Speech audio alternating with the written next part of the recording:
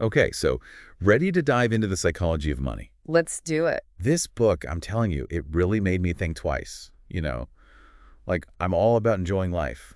But Housel really makes you question those treat yourself moments. Right, the why behind the purchase. Exactly. It's like, it's not just about the numbers in your bank account, but like, why are you making the financial decisions you are? It's about understanding what drives us, those hidden forces that shape our relationship with money. Housel does a brilliant job of unpacking this. And one of the things that really got me was this whole luck versus skill thing. Like, remember that story about Bill Gates and his classmate? Oh, absolutely. Ken Evans, incredibly bright, right? But they both had totally different paths. And it wasn't just because Gates was smarter or worked harder. No. Luck played a huge role. I mean, Gates having access to a computer lab back then, that was unheard of. Totally. It makes you realize that success isn't always about, like, pure brilliance. It's a combination of factors, many of which are outside of our control. So what does that mean for the rest of us? Are we just at the mercy of fate? Not at all. And that's what's so empowering about Housel's message. We can't control everything, but we can control how we respond. We can build habits, create mindsets that will help us weather those inevitable ups and downs. Okay, so how do we actually do that? Well, he talks about the power of compounding. You know, that whole Warren Buffett thing. Most of his wealth, it didn't come until he was like 60. Seriously.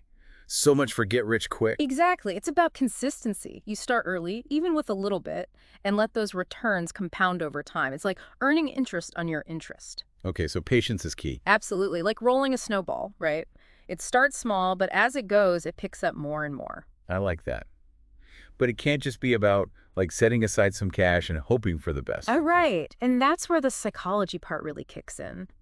Housel argues that even if we have all the financial knowledge, our behaviors, our emotions, they can totally sabotage us. So you're saying, like, understanding how we work is just as important as understanding how interest rates work. Exactly. He calls it emotional intelligence, being able to manage impulses, delay gratification, stay disciplined. So, like, my ability to not buy those shoes online, that's actually a financial superpower. Think of it that way. Housel says it's often a better predictor of success than, like, your IQ or how much you know about investing. Wow.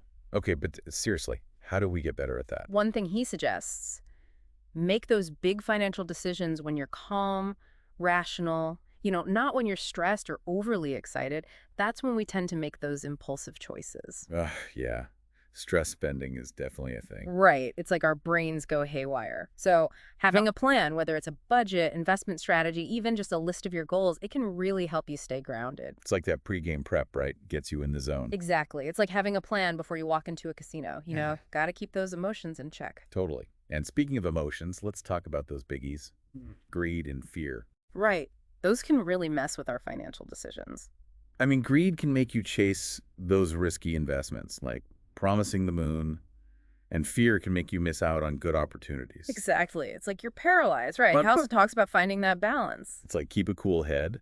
Speaking of which, remember what he said about tail events? Oh, those totally unpredictable things that can throw everything off course. Like winning the lottery Mhm. or, suddenly having a huge medical expense. Exactly. And those events show why it's so important to have a margin of safety, what he calls room for error.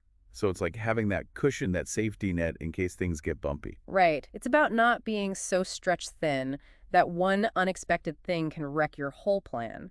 It's about building that resilience. Especially these days, right? It seems like there's always something coming out of nowhere. And that's where patience comes in again. Remember, Housel says it's a marathon, not a sprint. It's about delaying gratification, keeping your eye on the prize. Right. Trying to time the market or chase every hot stock tip, usually a recipe for disaster. It's about focusing on what you can control.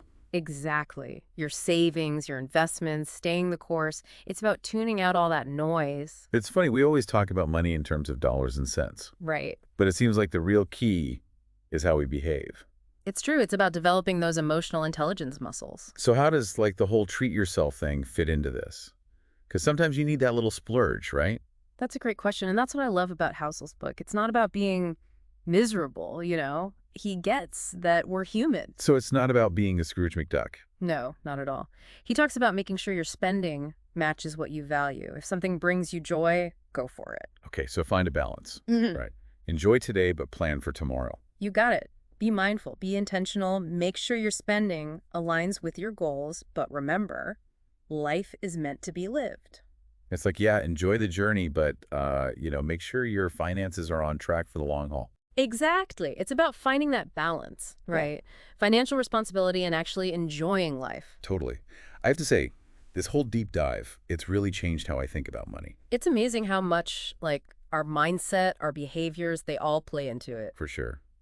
So, as we wrap up this deep dive into the psychology of money, what's like one big takeaway for our listeners?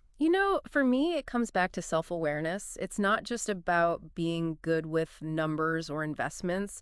It's about understanding your own relationship with money. Like recognizing those habits, good and bad, and setting yourself up for success, like making those big financial decisions when you're thinking clearly. Yes, recognizing those triggers that can lead us down the wrong path and having the awareness to put those safeguards in place. It's like Housel says, it's not about being the smartest person in the room, but maybe the most self-aware. Right, absolutely. Playing the long game, focusing on those goals, remembering it's a journey, And sometimes that journey includes a little treat yourself moment, right? as long as it's mindful with that bigger picture in mind. Love it. Well, we've given everyone a lot to think about today. Understanding the psychology of our money, it's powerful stuff. Game changer for sure. So, to everyone listening, here's something to consider. Knowing that our emotions often drive our financial decisions, what's one small step you can take today to make a more rational choice with your money? Maybe it's starting that emergency fund, resisting that impulse buy, or just taking a moment to think about your financial goals. Until next time, happy investing.